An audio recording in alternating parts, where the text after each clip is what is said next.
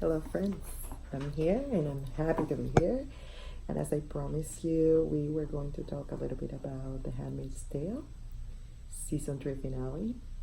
And I will call this episode a bit too much because there was a little bit of too much. And as we discussed earlier, um, the producers of the show took their time, and we saw a lot of episodes that were kind of a little bit slow, and then they found themselves in the last chapter or the last episode of the season, and they're like, we have got to wrap this up. So I felt that it was a little rushed, although a lot of good things happened. But let's get into them. And so many things happened that I thought necessary to take a few notes. And the opening scene has to do with June talking about ruthlessness, and she's thinking about those first days where she and her family and many others in what was then Boston, the United States of America, were imprisoned. And she unfortunately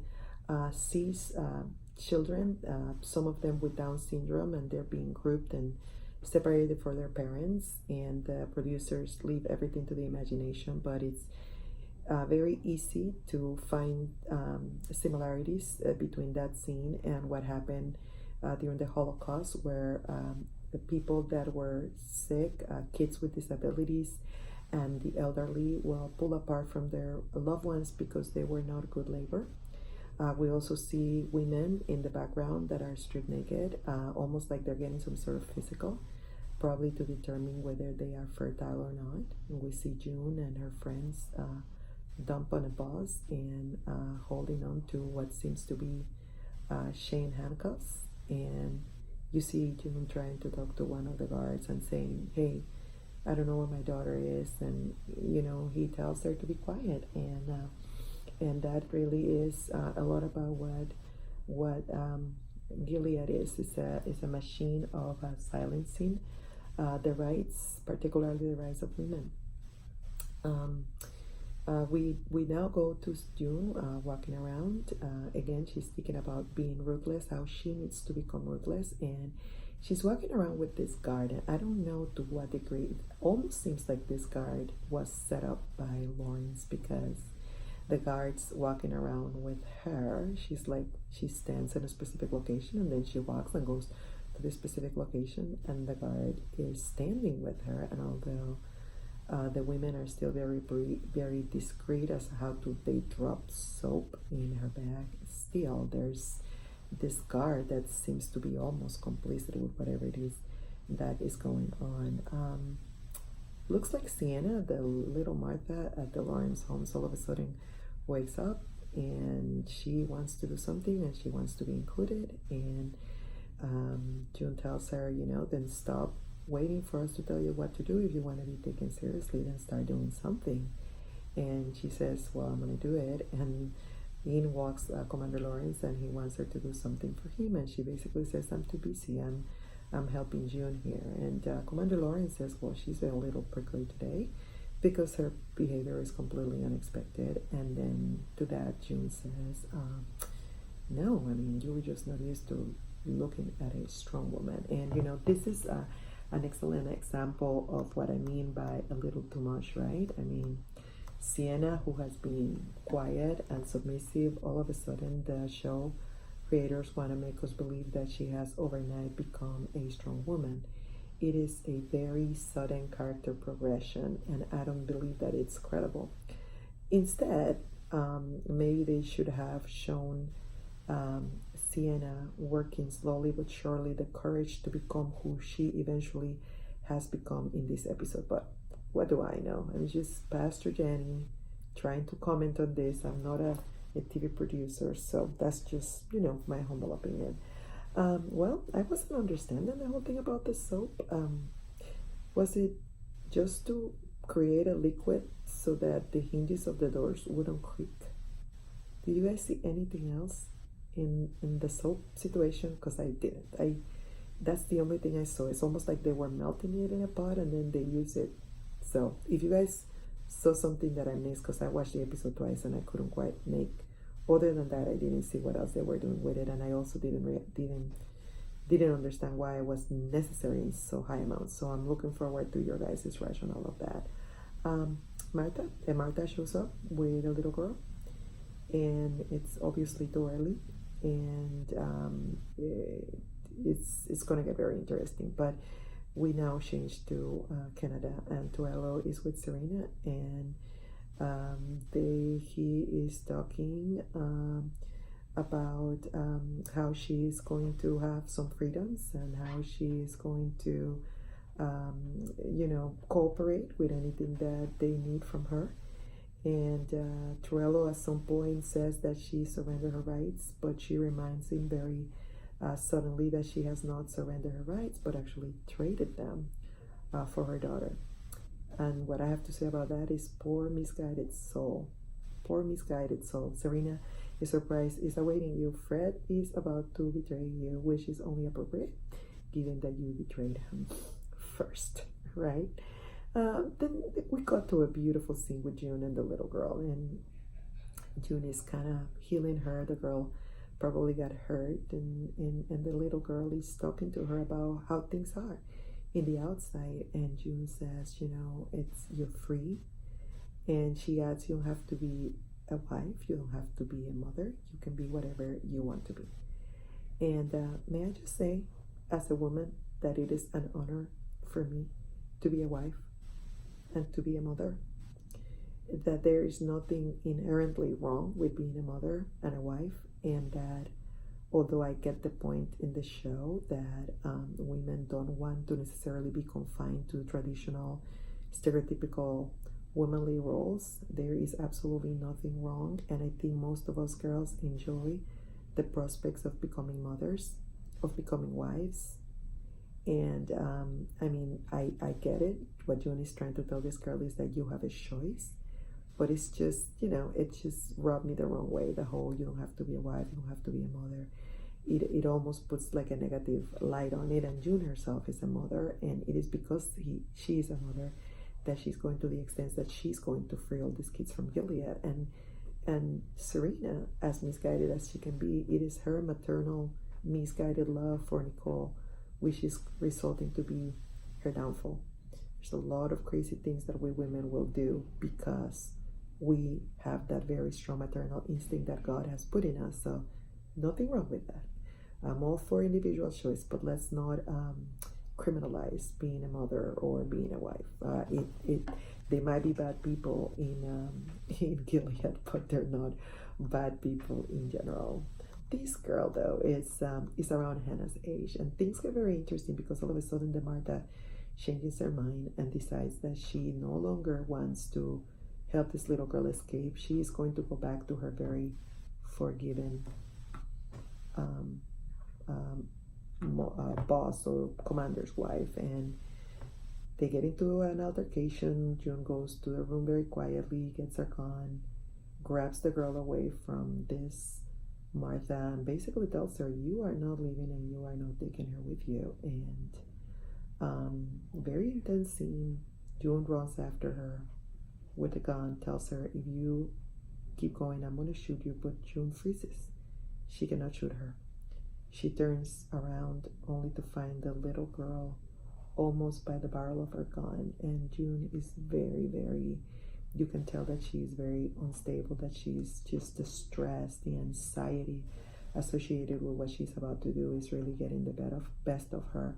And that you see then her Martha embracing the little girl and kind of, just telling June, what's wrong with you?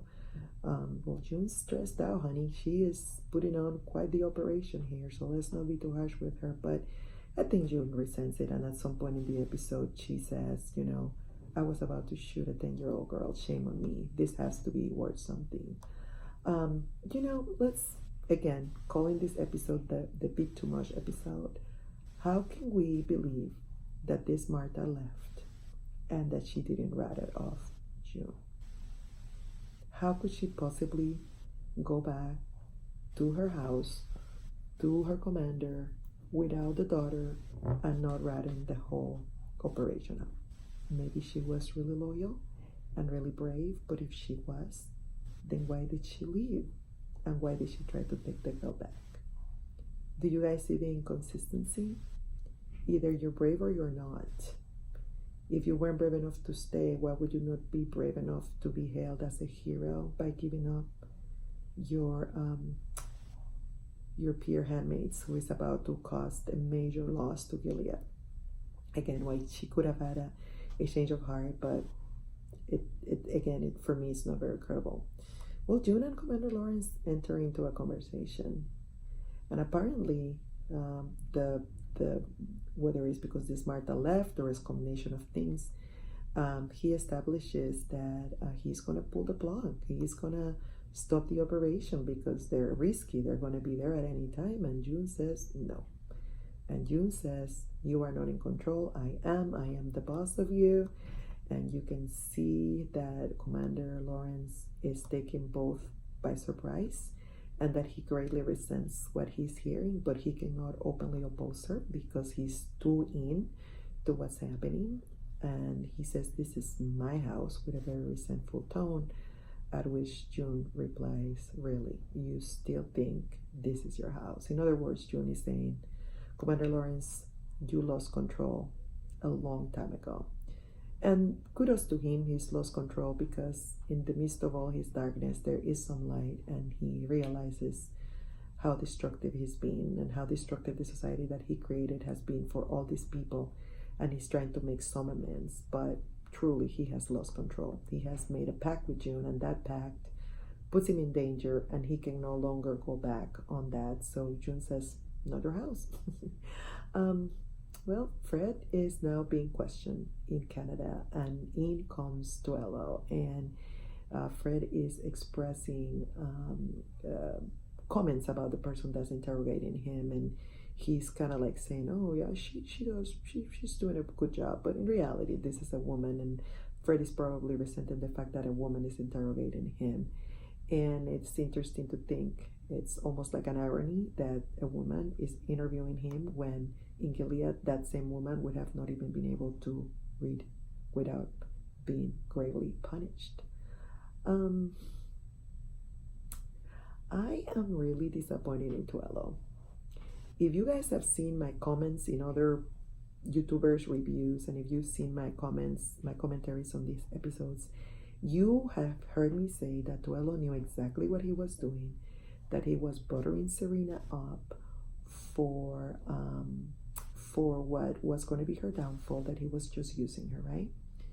But when I see his reaction, when Fred says, I have something else to tell you about Mrs. Waterford, and he no longer calls her Serena, and that's very strategic, because he wants to say, Mrs. Waterford, my wife. And he basically tells her about the rape, that Serena got Nick to rape June because Fred could not have babies. And Fred says that that goes against the rules of God and the rules of Gilead. Fred, everything you've done in Gilead goes against the rules of God. Everything. Enslaving people, against the rules of God. Raping people, against the rules of God. Kidnapping children and separating them from their parents, against the rules of God. Having people maimed, having people killed, having people tortured, against God's rules also. And so what bothers me in this whole scenario is that as a result of that report, that at some point Serena got out of the rules, disobeyed Gilead's rules, and had her chauffeur rape June, all of a sudden that destroys whatever plea Serena had with the government of Canada/United States. So I am led to believe that these people who are arresting Fred for his crimes against humanity is placing all this weight on one rape incident that is not any worse than when Serena helped Fred rape June because she wanted to have a child through her. And Tuello seems almost disappointed when he shows up. Serena is playing with the baby, and he notifies her that she is being arrested for crimes against humanity, and it all boils down to that particular incident.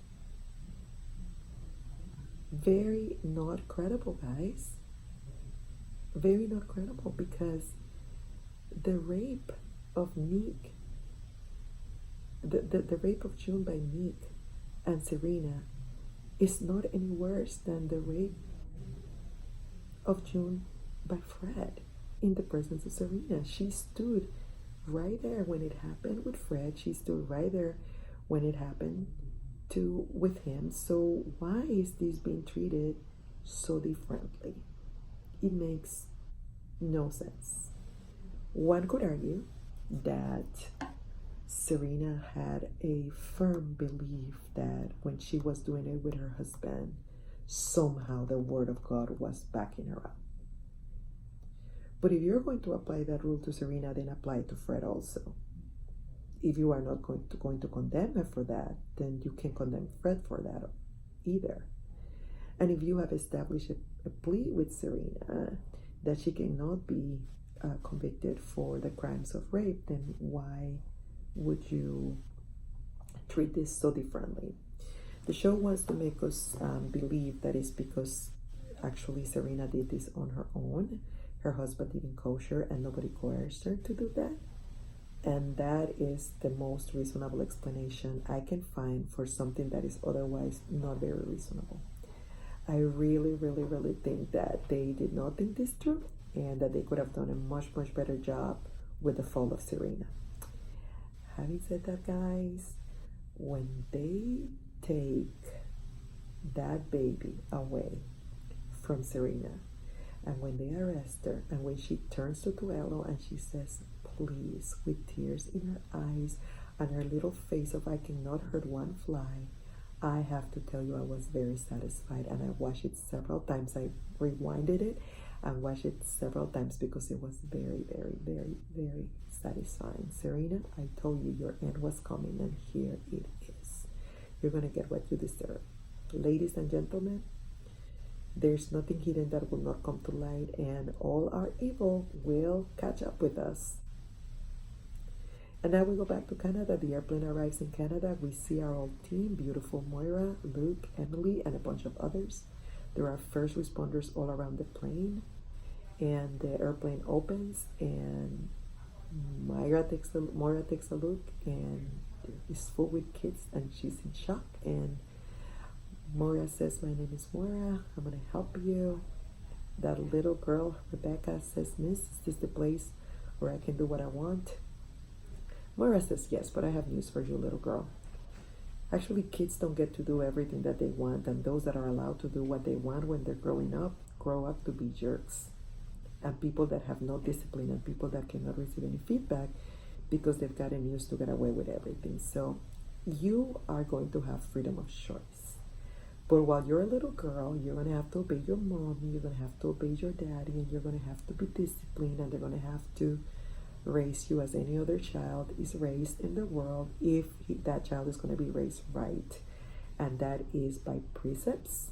I mean, even if you're not a believer, right? We believe that we need to raise our kids with limitations and with boundaries so that when they grow up, they're not spoiled and they're not wrecked as human beings, and they can be actually able members of society. So I just think the whole choice of words, is this the place where I can do all that I want, was a little far-fetched. Having said that, there's a moving moment waiting for us, because when that little girl jumps out of that airplane, she sees someone that she seems to recognize. And it's her dad. Her dad is among the volunteer workers that is receiving the airplane. And they hug. And that is a touching moment. But it gets sad, because when Luke sees that, he immediately starts looking for Hannah in that airplane. And he looks, and he looks, and he looks, but as more and more children walk out, Luke realizes that there's no Hannah. And you can see how dismayed he is. He is so dismayed. At that point, Rita comes out. Emily recognizes her. She actually has to tell her who she is. I love the way Rita takes a deep breath of freedom, of understanding that her life has changed forever. And all of a sudden, Emily calls Luke by name, and Rita knows that that is Luke, and Rita runs to him.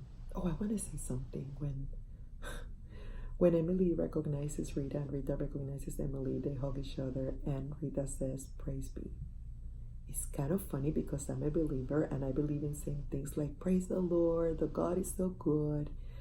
But Gilead has, I now relate the phrase "praise be" with Gilead, so it's kind of funny that although she's not in Gilead, she's using the same phrase. But it's credible because that is what she has been conditioned to say, right, for the last 5 years. But I just thought it was really funny that "praise be" from Rita when she is out and she's living with somebody else to whom the world's praise be are probably connected with massive amounts of abuse and torture. So I just thought that was funny. But at any rate, Rita now knows who Luke is, so she runs to him, she hugs him, and she says, June did all this. June did all this, and I don't know how to read Luke's face. There's like a combination of things. There's, on one hand, it's like, I'm not surprised that June did this. On the other hand, it's like, how was she able to pull this off? On the other hand, it's like, if June did this, why is our daughter not in this airplane? And he's probably thinking, June is now back in Gilead. She's done this for sure. She's going to pay for it. All of those things might have been going through Luke's mind. We don't know. And we don't know because the episode was rushed, because the episode was a bit too much, because when we wrote all the other episodes, we didn't pace ourselves. And then we had a lot of stories to wrap up in just one episode. But Luke's definitely, you can see that he's very conflicted and that he has got mixed emotions. It's day now, and June, you can see June laying next to the policeman or to the guard that she killed, and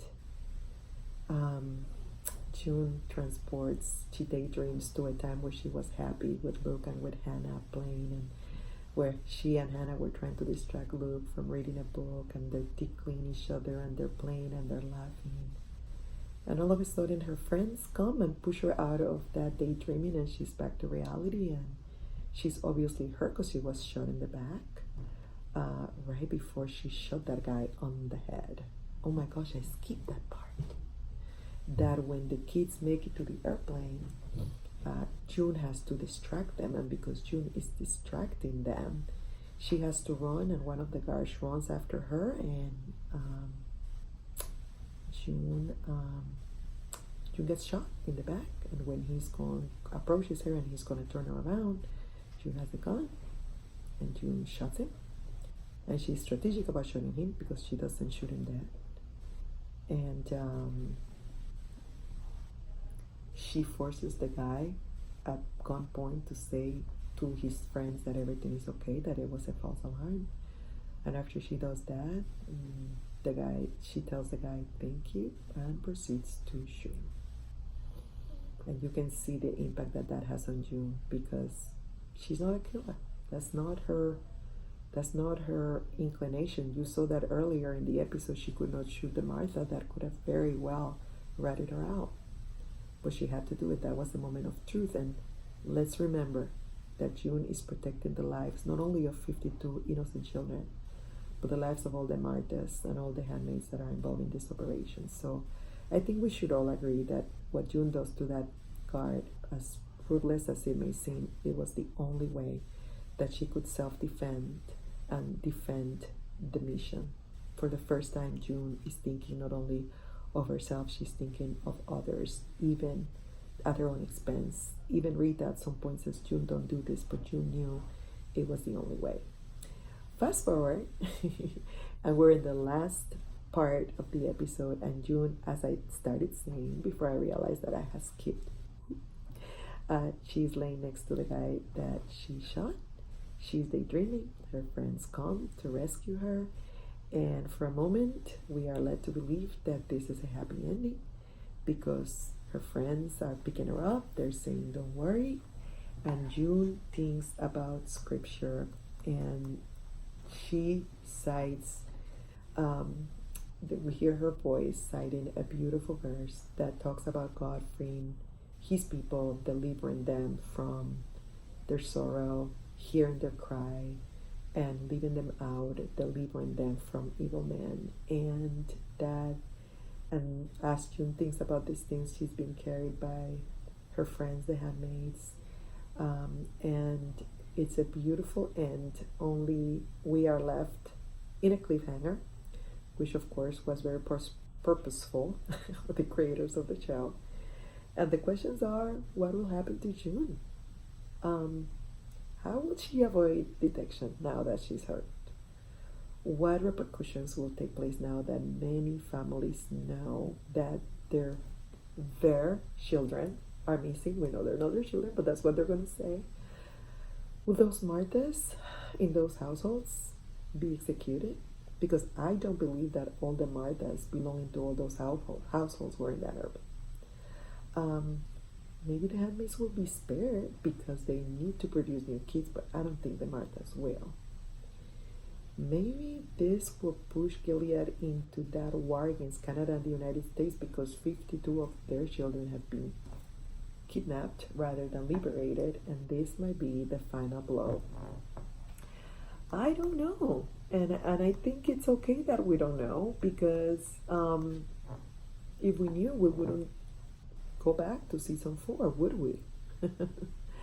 What an episode, and what a season. This was the season where I decided I had to start commenting, and you guys have been absolutely amazing. Please drop your comments, your likes, your opinions about everything that I've shared. We have much to look forward to.